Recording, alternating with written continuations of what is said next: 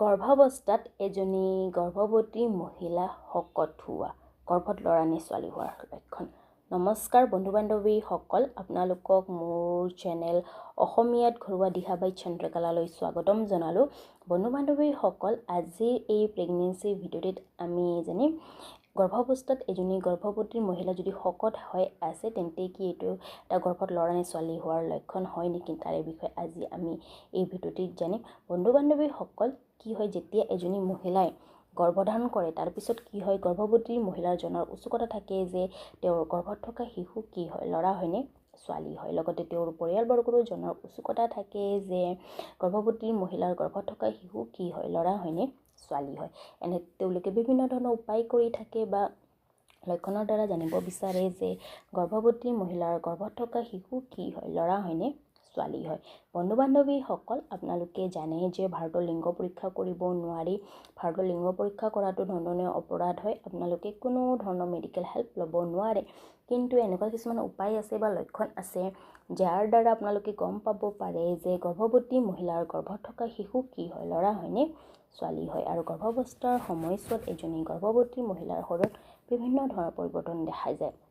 শাৰীৰিকভাৱে হওক বা মানসিকভাৱে হওক বা হৰমনৰ পৰিৱৰ্তনো দেখা যায়। আৰু বন্ধু বান্ধৱীসকল, এইখিনি মই আপোনালোকক কৈ দিওঁ যে মোৰ চেনেল কোনো লিংগ ভেদভাৱক ছাপোৰ্ট নকৰে। মই ভিডিঅ' বনোৱাৰ উদ্দেশ্য এইটোৱে যে কিছুমান গৰ্ভৱতী মহিলাৰ যিটো জনাৰ উৎসুকতা, সেই উৎসুকতা কম কৰাৰ কাৰণে মই ভিডিঅ' বনাওঁ, বাকী মোৰ একো উদ্দেশ্য নাই। আৰু বন্ধু বান্ধৱীসকল, আজিৰ এই ভিডিঅ'টি মই এজন ছাবস্ক্ৰাইবৰ বেছত বনাইছোঁ। তেওঁ মোক কমেণ্ট কৰিছিলে যে যদি গৰ্ভাৱস্থাত যদি এজনী গৰ্ভৱতী মহিলা যদি বেছি শকত হৈ আছে তেন্তে কি হ'ব, ল'ৰা হ'ব নে ছোৱালী হ'ব জনাব দিছে। আৰু সেই ভিত্তিতে আজি মই এই ভিডিঅ'টি আপোনালোকৰ মাজত প্ৰস্তুত কৰিছোঁ।